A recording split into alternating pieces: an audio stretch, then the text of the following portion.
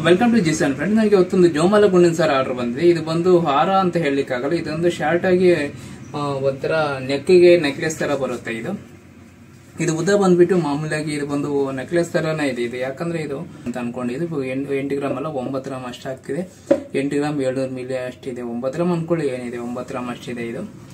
ಇದು ಕಸ್ಟಮರ್ ಬಂದು ಇದಕ್ಕೆ ಮೊದಲು ಅವರು ಉದ್ದ ಮಾಡಿಸ್ಬೇಕು ಅಂತಿದ್ರು. ಸುಮಾರು ಅಂದ್ರೆ ಒಂದು 15 ಗ್ರಾಮ್ ಅಷ್ಟು ಆಗುತ್ತೆ. 15 ಇಲ್ಲ ಒಂದು 18-20 ಆದ್ರೂ ಪರವಾಗಿಲ್ಲ, ಉದ್ದ ಮಾಡ್ಕೊಡಿ ಅಂತ ಹೇಳಿದ್ರು. ಮತ್ತೆ ಏನ್ ಯೋಚನೆ ಮಾಡಿದ್ರೋ ಗೊತ್ತಿಲ್ಲ. ಮತ್ತೆ ಮನೆಗೆ ಹೋದ್ಮೇಲೆ ಬೇಡ ನನಗೆ ಈ ತರದ್ ಮಾಡ್ಕೊಡಿ ಅಂತ ಹೇಳಂದ್ರು. ಸರಿ ಮೇಡಮ್ ಆಯ್ತು ಮಾಡ್ಕೊಡ್ತೀನಿ ಅಂತ ಹೇಳಿ ಮಾಡ್ಕೊಡ್ತಿದ್ದೀನಿ. ಇದು ಬಂದು 8 ಗ್ರಾಮ್ ಅನ್ಕೊಂಡಿದ್ದೆ ತೂಕ, ಈಗ 9 ಗ್ರಾಮ್ ಆಗಿದೆ. 8 ಗ್ರಾಮ್ 700 ಮಿಲಿ ಅಷ್ಟಿದೆ. ಅಂದ್ರೆ 9 ಗ್ರಾಮ್ ಅನ್ಕೊಳ್ಳಿ, 9 ಗ್ರಾಮ್ ಅಷ್ಟು ತೂಕ ಆಗ್ತಿದೆ. ಇದು ಉದ್ದ ಬಂದ್ಬಿಟ್ಟು ಮಾಮೂಲಿ ನೆಕ್ಲೆಸ್ ಬಂದು 9 ಇಂಚ್ ಅಷ್ಟು ಬರುತ್ತೆ. ಇದು 10 ಇಂಚ್ ಅಷ್ಟಿದೆ. ಆ ತರ ನೆಕ್ಲೆಸ್ಗೂ ಗಿಂತ ಇನ್ನೂ ಸ್ವಲ್ಪ ಉದ್ದನೇ ಇರುತ್ತೆ. ಇದು ಹಿಂದ್ಗಡೆ ಥ್ರೆಡ್ ಇರೋದ್ರೆ ನಿಮ್ಗೆ ಎಲ್ಲಿ ಬೇಕಲ್ಲ ಅಡ್ಜಸ್ಟ್ ಮಾಡಿ ಹಾಕೋಬಹುದು.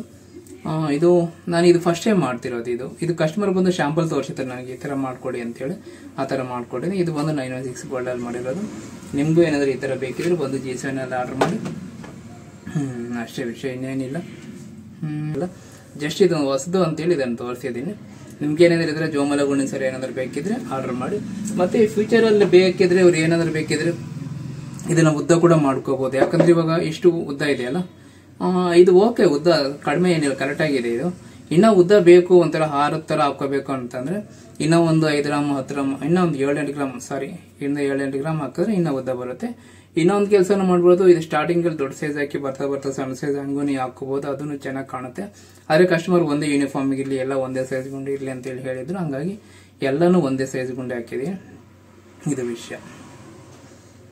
ಅಷ್ಟೇ, ಇನ್ನೇನಿಲ್ಲ, ಹೇಳಲಿಕ್ಕೇನಿಲ್ಲ. ಟಪ್ ಅಂತ ಮುಗಿಸ್ಬಿಡ್ಬೇಕು. ಯಾಕಂದ್ರೆ ಟೈಮೇ ಇಲ್ಲ, ಬೇಗ ಕೊಟ್ಬಿಡ್ಬೇಕು. ಕಸ್ಟಮರ್ ಬಂದ